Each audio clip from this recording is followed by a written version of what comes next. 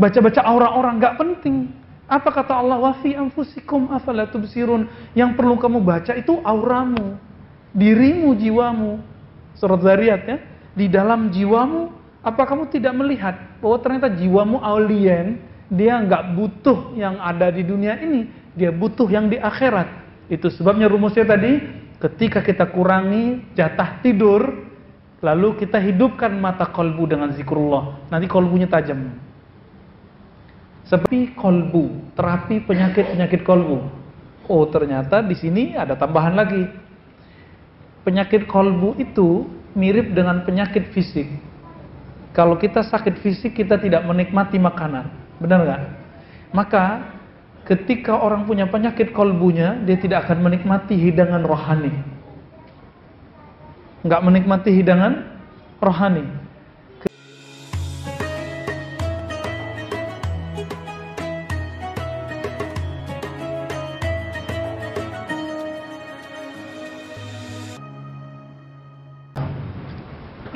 Nahmaduhu nasta'inuhu nastaghfiruh wa na'udzu billahi min shururi anfusina wa min sayyiati a'malina may yahdihillahu fala mudilla lahu wa may yudlil fala hadiya lahu. Ma ba'd.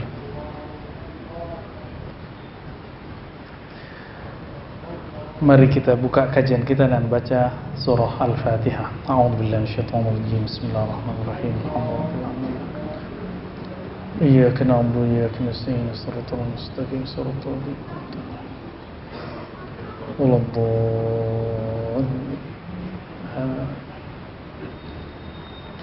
Baik sahabat yang dimuliakan Allah, di bulan lalu kita membahas tentang ajaibul qalb, keajaiban kalbu. Tapi keajaiban di sini berarti keunikan kalbu. Dan kita sudah membuka perkataan beliau yang mengatakan bahwa man arafa qalbahu arafa rabbahu. Siapa yang kenal kalbunya, kenal yang punya kalbu, yaitu Allah Ta'ala. Namun beliau mengatakan, ini pengakuan pengarang ya, wa aktsarun nas jahiluna biqulubihim wa nufusihim. Kebanyakan orang tidak kenal kalbunya dan dirinya. Maksud tidak kenal itu apa? Kalau dia kenal dirinya, kenal kalbunya, maka kebanyakan orang tidak akan menyia-nyiakan waktunya dengan kalbunya. Karena orang tidak mengenal kalbunya, akhirnya dia memberikan nutrisi untuk kalbu yang bukan bagiannya, bukan makanannya. Sehingga apa yang diterima oleh kalbu bukan menjadi nutrisi, tapi menjadi racun. Kalbu kita itu pengennya cuma satu, mendekat kepada zat yang maha satu. Lalu ketika dia tidak dibawa ke sana, maka dia akan tambah jauh ya. Kita membedakan antara ketenangan dengan kesenangan. Kalau ketenangan itu di kalbu, kalau kesenangan itu di nafsu. Kita mengira ketenangan itu sama dengan kesenangan. Nah, ini yang kemudian beliau katakan kebanyakan orang nggak paham ini. Nah, itu maksud beliau ya.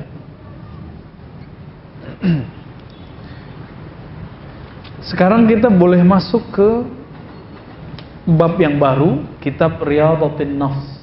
Bab mengenai riyadhah. Riyadhah artinya latihan. Riyadhatun nafsi, latihan jiwa. Kalau biasanya latihan fisik, misalnya kita belajar silat, karate, taekwondo, boxer, itu dilatih push up, memukul, guling ya, supaya apa? Biar kebentuk badan fisiknya, biar lincah. Sama, kalbu itu kalau tidak dilatih, dia nggak lincah. Kalau kita punya teman jawara, baru tangan kita mau nempel ke punggungnya, dia udah nangkap duluan, ya kan? Sama, dalam surat Al-A'raf ayat 201, jawara-jawara kalbu itu dicirikan di sana, walladzina taqaw rabbahum, orang-orang yang takut kepada Allah. Takut itu di kalbu, bukan di pakaian, bukan di serban, bukan di ya, ini bukan pakaian takut ini ya. Pakaian takut itu di kalbu. Nabi mengatakan at-taqwa hahuna, takwa itu di sini.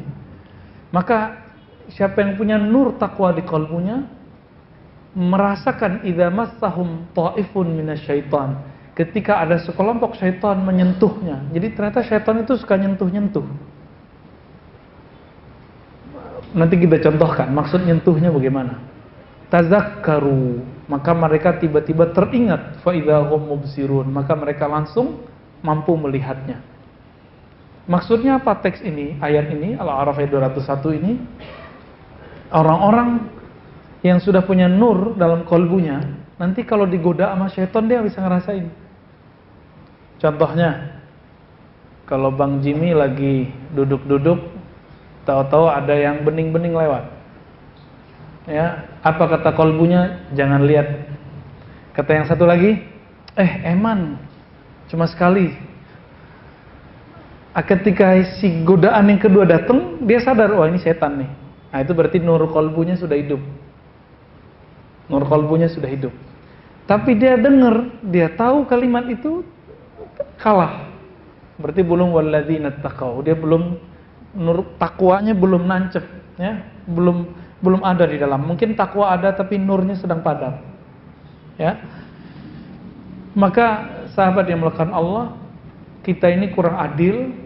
Supaya sehat jantung, mau olahraga jantung setengah jam, 1 jam setiap hari. Tapi mau sehat kalbu, tidak mau olahraga kalbu setiap hari. Adil enggak? Karena kita enggak adil, Allah mengatakan innallaha yuhibbul muqsitin. Allah itu jatuh cintanya kepada orang yang adil, yang proporsional. Kita kurang proporsional, makanya sholat kita enggak khusyuk-khusyuk. Enggak khusyuk-khusyuk, wajar. Kenapa? Kita enggak adil kepada Allah, nggak adil kepada diri sendiri.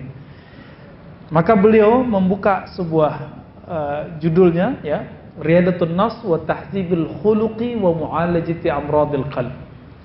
Bab latihan rohani, tahzibul khuluq, bukan khalq. Jadi ada tahzib itu artinya melatih, mendidik. Khuluq itu akhlak. Kalau khalq nggak bisa dirubah kecuali operasi. Tapi kalau khuluq yang kita sebut sekarang akhlak, itu bisa berubah. Oleh karena itu, orang yang berwajah bagus belum tentu berakhlak bagus, karena khalaq dan khuluq. Teman kita mungkin ada yang namanya husnul khuluq. Khuluq itu single dari akhlak. Jadi jamaknya, pluralnya akhlak. Udah jadi bahasa Indonesia ya? Akhlak. Ternyata ada latihannya. Latihan untuk misalnya sabar itu ada latihannya.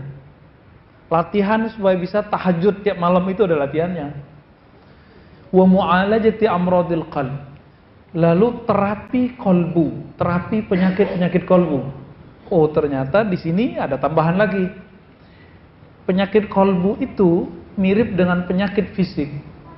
Kalau kita sakit fisik, kita tidak menikmati makanan. Benar nggak? Maka ketika orang punya penyakit kolbunya, dia tidak akan menikmati hidangan rohani. Nggak menikmati hidangan rohani.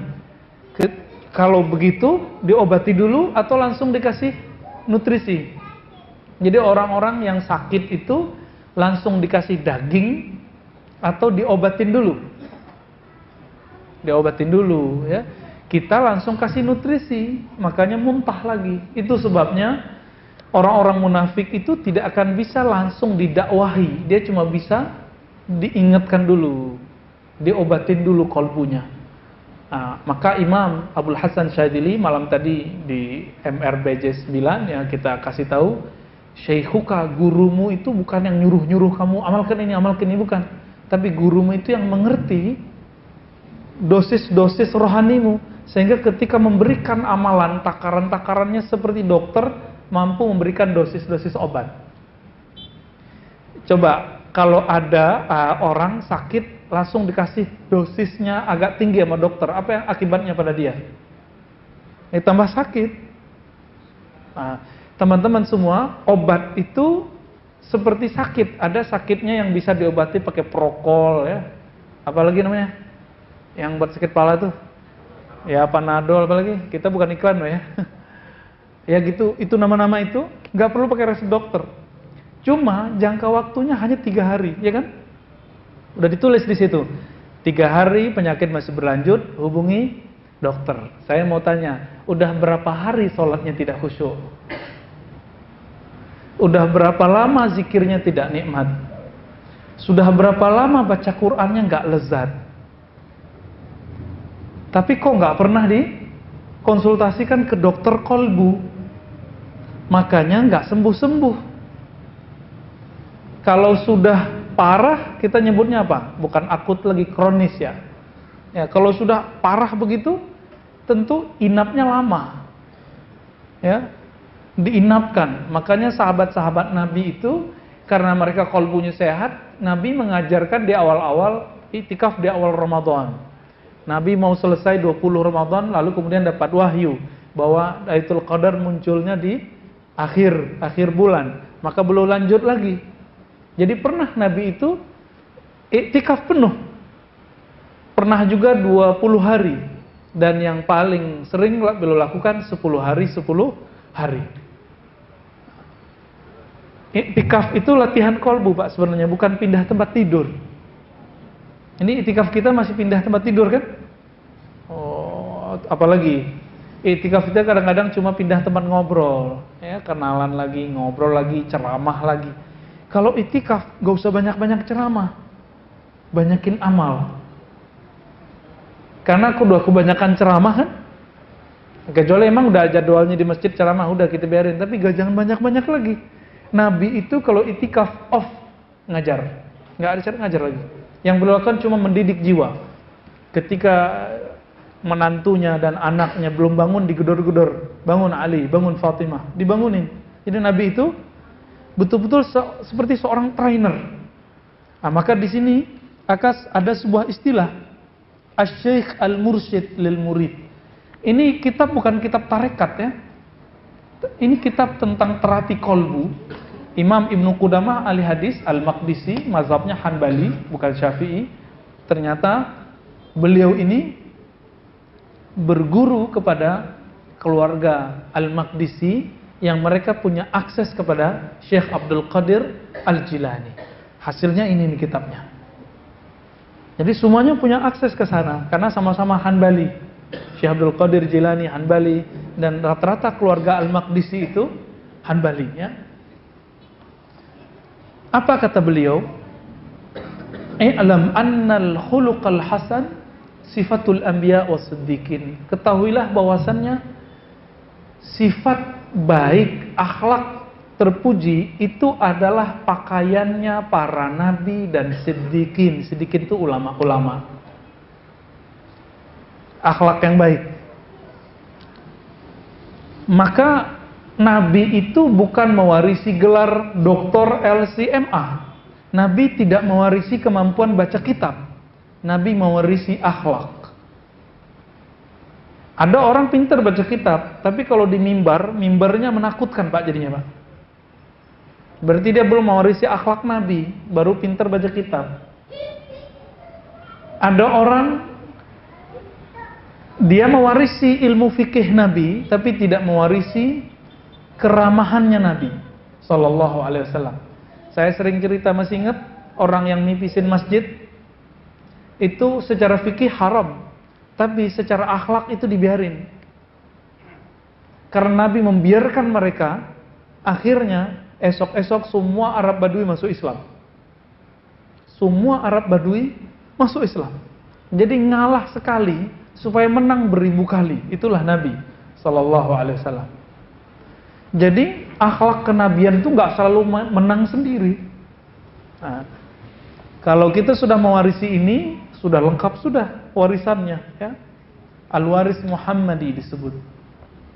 Sebaliknya, akhlak yang buruk itu beliau sebut sammun qatilun, adalah racun yang membunuh. Yang dibunuh bukan fisik ini, tapi yang dibunuh adalah qalbu. Kalau qalbu sudah sakit, tidak nikmat. Kalau sudah mati, nggak ada rasa. Nah, kalau sholatnya udah nggak ada rasanya, hati-hati itu. Ya, jangan-jangan sholatnya orang yang sudah mati kolbunya.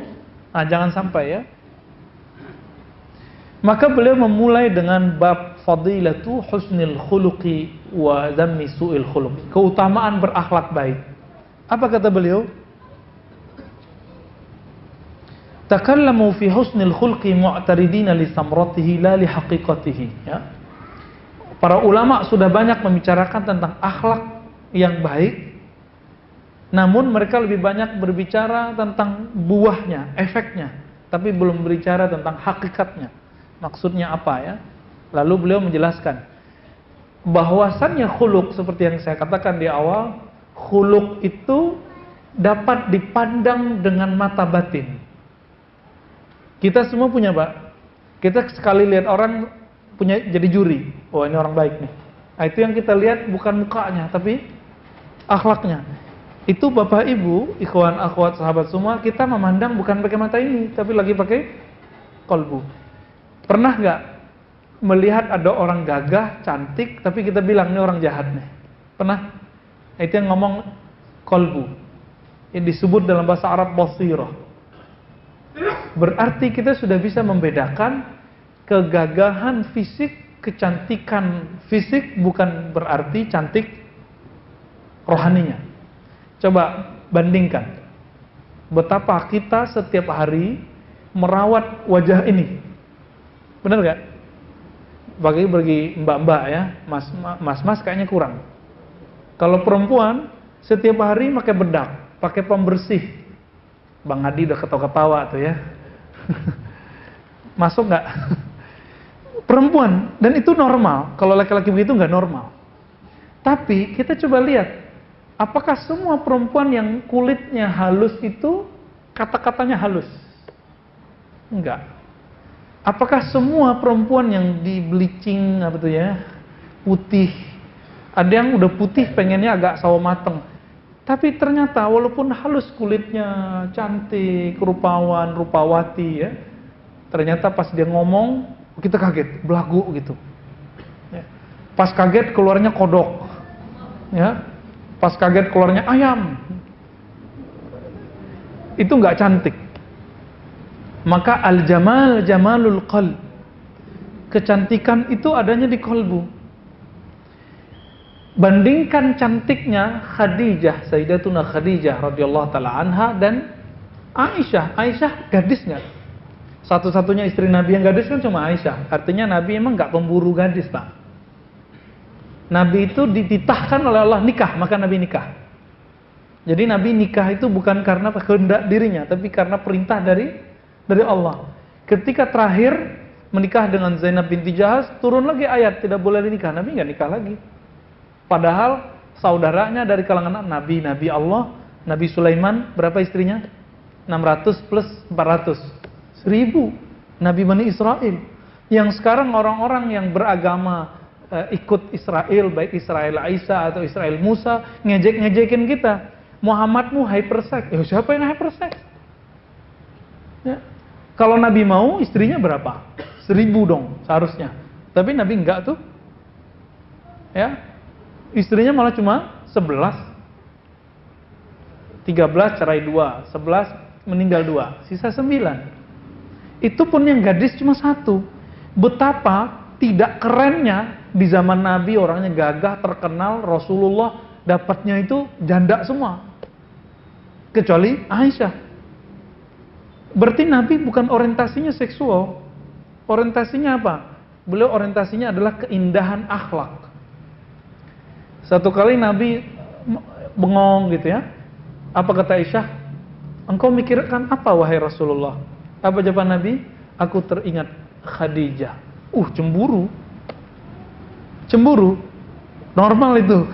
Yang berani cemburu begitu cuma Aisyah. Yang lain cemburunya nggak bisa mengekspresikan seperti Aisyah. Apa kata Aisyah? Masa nenek rempong gitu masih diingat? Ya. Berani ngomong begitu. Tapi itu dalam dunia rumah tangga itu biasa. Biasa kan? Apa kata Nabi? Wahai Aisyah, istriku termuda, tercantik. Khadijah itu bersamaku di saat engkau tidak ada. Quraisy sedang menghadangku, mereka sedang mengusirku, sahabat-sahabatku diancam. Lalu beliau menyokongku dengan semua yang dia punya. Makanya kenangan bersamanya tidak bisa hilang. Pertama dapat wahyu, Aisyah nggak bilang, Muhammad ente gila, nggak bilang gitu. Jadi Nabi Muhammad cerita, saya didatangi oleh makhluk bersayap 360 kiri kanan, lalu mendekat, lalu membacakan Iqra, bla bla bla bla bla bla begitu. Kalau istri-istri sekarang mungkin bilang, Mas, kamu ketemu jin apa sih gitu? Gila nih ya. Pulang-pulang dari Gua Hiro gila nih. Kalau mungkin Nabi kalau nikah sama perempuan-perempuan sekarang begitu. Tapi ini enggak. Ustadz aja bilang gitu. Ada salah seorang ustadz di TV, jamaahnya itu pengobatan. Nanya, Ustadz kalau saya baca ayat ini sekian kali gimana? Apa kata ustadznya? Oh hati-hati nanti didatangin jin. Baca ayat kok didatangin jin, dari mana itu? Ya, ajaran dari mana itu? Itu ustadz loh. Apalagi, ya bukan ustadz gitu. Akhirnya Aisyah sadar diri, disebut insaf, munsifah. Ya, oh iya, saya waktu itu masih bocah kecil. Tapi Aisyah sudah berkorban. Jadi sahabat yang melakukan Allah, Nabi SAW itu teringat Khadijah bukan fisiknya, tapi teringat akhlaknya. Dapat wahyu malah dikuat-kuatin, kamu normal, orang baik, nggak mungkin didatangi makhluk-makhluk yang jahat. Begitu nguatinnya. Maka siapa yang mewarisi ilmu Khadijah, akhlak Khadijah, dia tidak pernah membuat sedih suaminya. Dia selalu menguatkan suaminya. Ya, kalau pewaris Aisyah beda lagi, cerdas tapi tajam. Perlu juga tuh ya. Maksudnya perlunya apa? Nambah. Bukan gitu ya. Udah ngeres aja ke sono ya.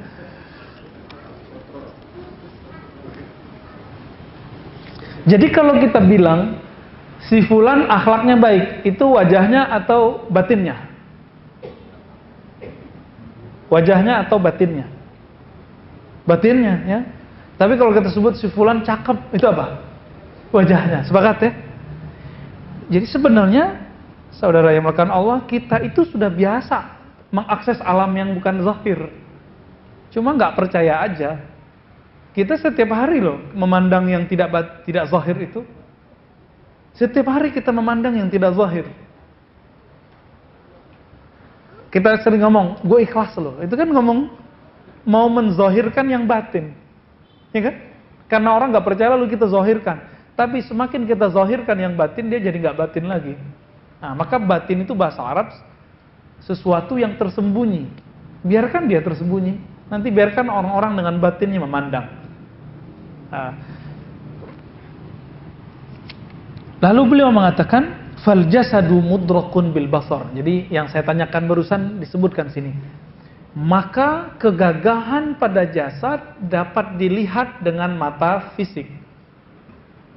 Wan nafsu, kecantikan kegagahan dalam jiwa, mudrakatun bil basirah, dapat dipandang dengan basirah, dengan mata batin ya. Walikulli wahidatin minhuma hay'atun wa surah. Dan masing-masing itu punya rupa. Penyerupa. Coba ada orang gagah ketika dia marah, gagahnya gimana? Hilang. Ya. Ada cowok-cowok keren tapi tangannya begini deh, ya. Gimana kira-kira? Langsung nggak keren lagi. Ya, berarti dia punya masalah. Punya masalah. Apa yang paling mengejutkan saya di sini, di teks ini, belum bacain ayat, tulisin ayat, surat Shad 7172. Tapi penafsirannya ini yang bikin saya kaget. Surat Shad 7172. Ayatnya kalau dibaca, inni khaliqun, sesungguhnya aku menciptakan basyaran, manusia bashar. Bashar itu fisik. Jadi manusia itu terbagi dua. Satu sisi bashar, bukan Bashar Asad loh ya. Bashar itu sisi fisik. Mintin, dari tanah atau dari saripati tanah. Benar nggak? Antum makan yang dari tumbuhan? Bahkan hewan-hewan itu makan tumbuhan atau makan apa? Makan bulan. Makan tumbuhan ya. Jadi beda sama Superboy, Superman ya. Superman nggak perlu makan, dia cukup kena cahaya matahari. Ya. Nah, itu alam imajinatif itu. Lalu apa kata beliau? Ada ayat berikutnya bahwa di dalam diri kita ada sesuatu yang bukan dari tanah ini, bukan dari bumi, Antum itulah yang disebut alien. Fa idza sawaituhu, kalau si tanah itu, saripati tanah itu sudah diaduk, diolah sehingga menjadi janin, sawaituhu, aku sempurnakan fisiknya, nafakhtu fihi min ruhi, baru aku install namanya roh, ditiupkan roh di situ. Dan Allah menyebutnya ruhi, roh milikku. Perbedaan agama sebelah mengartikan itu rohku sendiri, kezatku. Sehingga Nabi Isa itu disebut rohnya Tuhan. Padahal maksudnya roh milik Allah.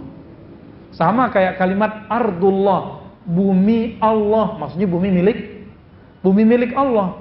Bukan berarti bumi ini di dalamnya ada Allah, bukan. Ya. Ini akibat penerjemahan kitab suci yang tidak cocok, ya.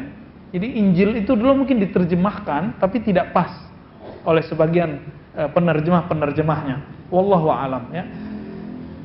Lalu apa kata beliau? Ini kalimatnya ini yang bikin saya bergetar ketika awal membaca. Fanabbaha ala annal jasada mansubun ila tin. Allah mengingatkan kamu wahai manusia bahwa tubuh fisikmu ini dia berasal dari tanah. Mansubun, dia dinisbatkan ke tanah. Berarti nanti semua yang berbau tanah itu miliknya. Itu tempat pulang kampungnya. Jadi pulang kampung kita emang ke tanah. Antum lahir di mana? Itu kampung KTP. Kampung akte lahir. Tapi kampung kita itu bisa di tanah mana aja. Namun ingat, kita punya makhluk alien di dalam. Namanya roh. Yang ini kampungnya bukan di Aceh, bukan di Padang, bukan di Jawa, bukan di Sunda, bukan di Kalimantan, bukan. Yang ini bernama roh itu kampungnya di negeri yang lain. Disebutkan di sini. Waruhu mansubun ilaihi, dan roh itu berasal dari hadiratnya. Disebut rohku, roh milikku. Jadi sebelum ditiupkan roh itu, roh kita diminta bersaksian. Dan dia menatap Allah Ta'ala. Itu yang ayat yang masyhur di surah Al-A'raf, alastu birabbikum, masih ingat? Bukankah aku Rabbmu? Jadi antum sadar atau tidak, kita ini semua pernah bertemu Allah. Kita semua ini. Jadi sebelum kita ketemu di sini, kita udah bareng di sono. Ngapain? Kita udah ketemu Allah. Jadi sekarang walaupun antum nggak tahu nama sampingnya, dulu udah bareng. Dalilnya ini kemudian hadis Nabi, innal arwah junudun mujannada, hadis Sahih Muslim. Roh itu dia berbaris-baris. Kalau dia kenal dia akan akrab, kalau dia nggak kenal dia akan menjauh. Hadis Sahih Muslim. Jadi kita udah ketemu sebelumnya. Cuma sekarang ada yang nggak hafal kan namanya. Tapi roh itu bentuknya lebih bagus dari tubuh fisik ini. Lebih ideal. Di saat itu, di alam roh itulah Allah memuliakan, memberi anugerah kepada semua roh, memandang kepada sumber roh. Jadi makna inna lillahi wa inna ilaihi raji'un itu jadi nggak serem sebenarnya. Coba terjemahin. Inna lillahi, coba terjemahin. Sungguh kami milik Allah, ya kan?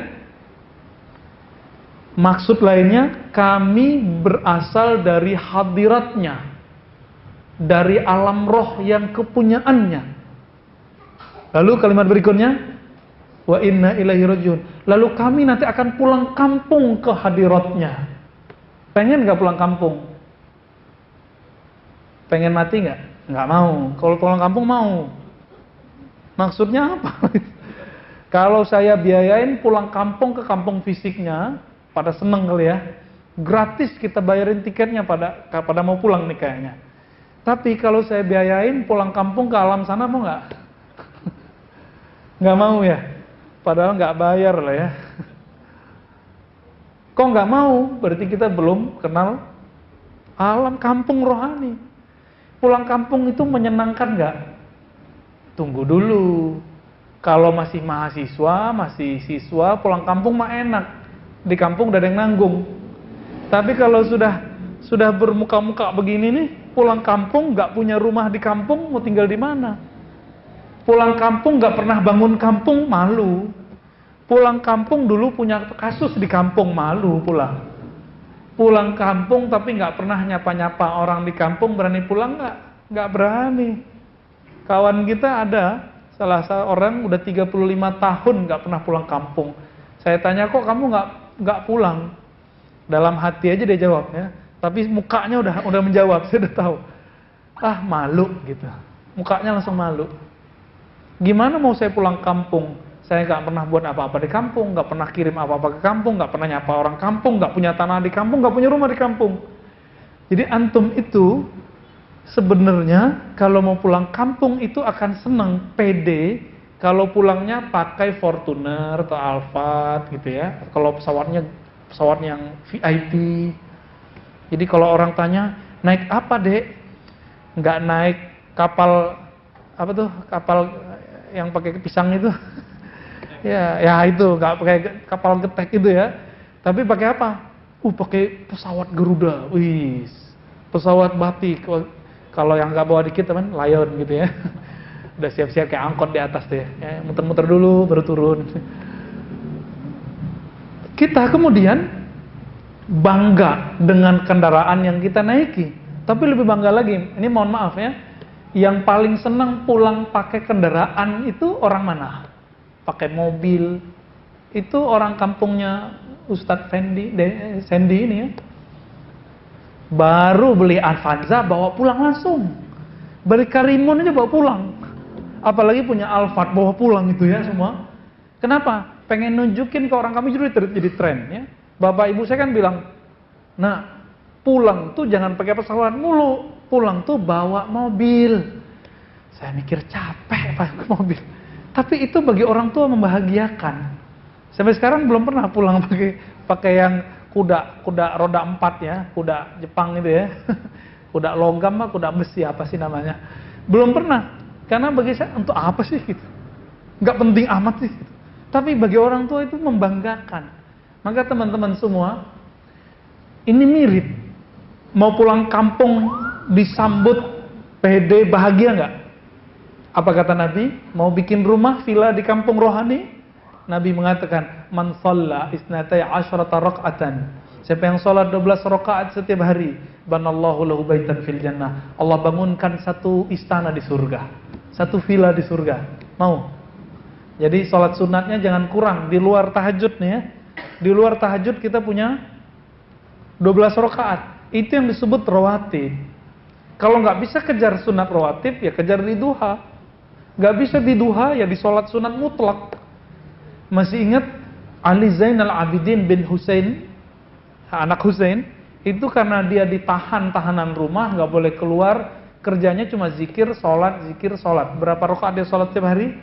1000 rakaat. Coba bagi 12, sudah berapa tuh? 120 ya? 120 villa tiap hari. Gila itu ya. Itu tajir banget tuh. Kalau pulang, maka Nabi mengatakan, ini level anak-anaknya Husain.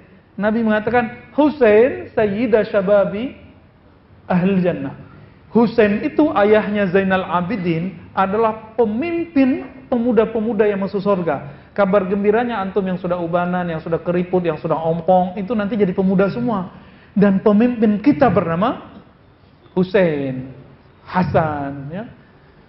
Anaknya Husain setiap hari berapa? 1000. Gimana kalau Husain itu saya nggak tahu. Husain itu satu nafasnya naik itu sudah zikir, turun zikir lagi, nggak pernah lupa kepada Allah.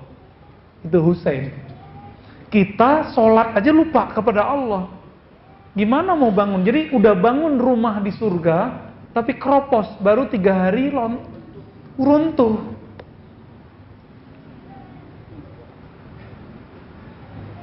Asrama IIKI takhusus untuk perempuan kan dibangun tuh oleh proyek-proyek. Kontraktornya jahat sekali. WC-nya nggak di apa namanya tuh yang dikasih semen apa banyak itu kerikil-kerikil banyak. Di bawahnya itu ternyata masih tanah. Diinjek langsung gruk. Itu baru belum lama ya. Kebakaran asrama IIKI masih ingat nggak sebelumnya? Penghafal-penghafal Quran dari kalangan perempuan. Itu asramanya, jadi si pemberi dana oke, kontraktornya kurang ajar. Mungkin kontraktornya bener, tapi tukangnya kurang ajar. Itu. Nah, makanya Kita kalau beramal itu betul-betul detail, diliatin, dipelototin pakai kolbu satu-satu. Jangan cuma merhatiin takbir assalamualaikum doang. Ya, apalagi merhatiin kaki kawan. Ya, kita lagi mau maku rumah tapi yang kita lihat orang maku sampingnya, hancurlah tangannya. Ini ilustrasinya. Orang-orang yang membangun rumahnya di surga tapi dia tidak memperhatikan bahannya, kualitasnya, baru sehari udah roboh. Inilah nasib orang-orang yang tidak memelihara kolbunya dalam sholat. Bilang ini, capek malam tadi tahajud 11 rakaat. Aduh, betisku naik gitu ya. Malam tadi 1 juz langsung roboh. Ya. Roboh langsung. Maka Nabi mengatakan 3 hal yang bisa menghancurkan, salah satunya ujub, merasa dirinya keren gitu, lalu diceritakan ke orang. Maka ingat-ingatlah, mungkin kita sudah banyak bangun, tapi nggak dijaga. Udah bagus, rumahnya udah bagus, tapi nggak dibersihin, gimana? Ya kotor lagi gitu. Maka teman-teman yang memuliakan Allah, jika ingin pulang kampung indah, maka bangun di sana istana. Siapkan kendaraan yang bagus. Kalau perlu, kita punya prestasi, nanti diundang pulangnya. Dapat undangan gratis. Itu yang dibacakan dalam surah Al-Fajr. Ya ayat Tuhan, nafsul mutuna itu undangan kematian gratis, Pak. Mau nggak diundang? Diundang oleh yang punya langit dan bumi. Maka orang-orang ini kalau diundang, disambut oleh makhluk langit dan ditangi oleh langit makhluk bumi. Kita ini ketika lahir, kita nangis, orang yang nyambut gimana? Ketawa, senyum. Tapi kita nggak tahu ketika kita meninggal nanti orang senyum apa nangis. Kira-kira gimana, Pak? Ibu, Mbak, semua. Kita yang mana nih? Ketika ada salah seorang ustadz meninggal ibunya, itu ramai kan ke sana, saya langsung sedih gitu. Ya Allah, ini yang terkenal anaknya, tapi ibunya dapat keberkahan. Oh, ternyata anaknya itu jadi seperti ini karena didikan ibunya. Poin, ketika meninggal itu ribuan orang datang, sholat gaib di mana-mana, dapat keberkahan. Kita mikir, kita yang dakwah ini yang mana nih ya? Maka teman-teman semua, disebutkan di hadis Nabi, innamal a'mal bil khawatim. Amal itu tergantung endingnya, tapi ending itu tergantung dalamnya. Jika di dalamnya benar, nanti akhirnya benar. Jadi apa kata beliau? Beliau sedang mengenalkan kampung kita. Kampung kita bukan di Padang, bukan di Pekanbaru, bukan di Jambi, bukan di Kalimantan, bukan di Jawa, bukan di Sunda, bukan di Betawi. Bukan. Kampung kita bernama alam roh. Nanti bakal pulang ke sono. Jadi jangan kemudian terlalu nyaman dengan tubuh ini. Tubuh ini terlalu lemah untuk memikul roh. Coba lihat, Pak. Punggungnya udah mulai sakit-sakit belum? Ya, kepalanya udah sering masuk itu berat gitu ya. Makan gaji-gaji dikit berat. Ini nggak bisa emang. Di sini bukan surganya roh.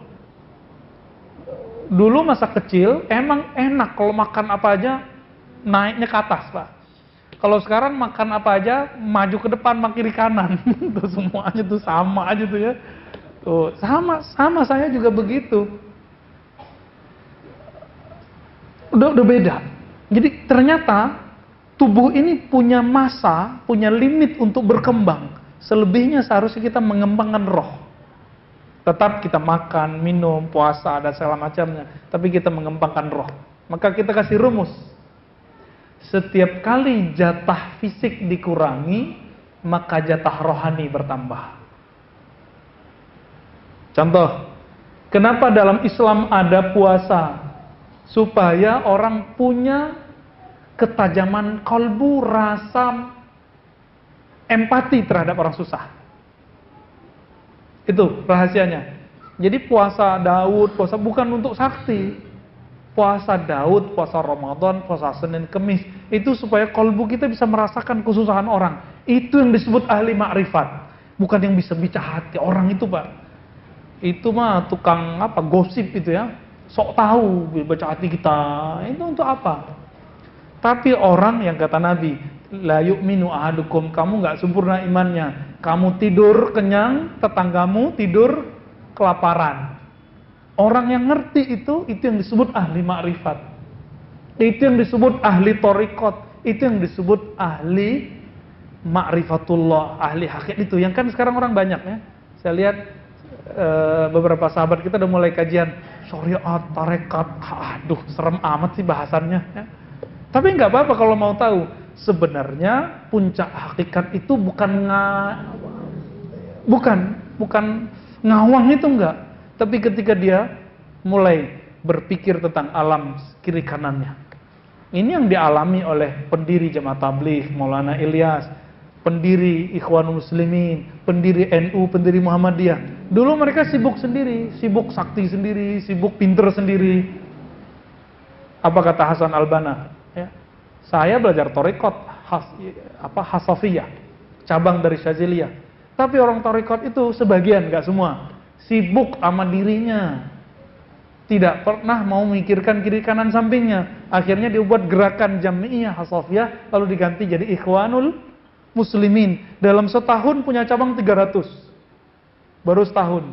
Gerakannya betul-betul ya seperti NU di Indonesia dan Muhammadiyah. Betul-betul persis sama. Dan mereka sama-sama Syaziliyah. Hadratus Syekh Hasyim Asy'ari rahimahullah itu Syaziliyah sama. Kita punya sanadnya dan kita lihat Syaziliyah toh, ya. Jalurnya ke Syekh Mahfud Termasi terus nyambung ke Abdul Hasan Syadzili. Mereka itu ketika tajam ma'rifatnya, tajam ilmu baca kitabnya, bukan untuk diri sendiri, memperkaya diri sendiri, justru berbagi kekayaan ilmu dibagi-bagikan, harta dibagi-bagi semua. Dulu kiai-kiai ngasih makan santri kan, semoga sampai sekarang ada lagi ya. Itu warisan dari Rasulullah SAW. Rasulullah itu punya santri, orang-orang sufah itu Nabi kasih makan. Minimal dikasih tempat gratis deh kalau nggak ngasih makan, gitu. Harus ada yang begitu. Jadi apa rumusnya? Semakin kurangi jatah fisik, maka jatah rohani bertambah. Tapi kalau cuma dikurangi tidak dilatih, kepekaannya nggak ada. Khawatirnya nanti jadi dukun, ya, jadi ahli cakra, ya? Baca-baca cakra orang. Nah, maka orientasi rohani kita jangan lagi mau baca cakra, baca aura, itu nggak penting ya.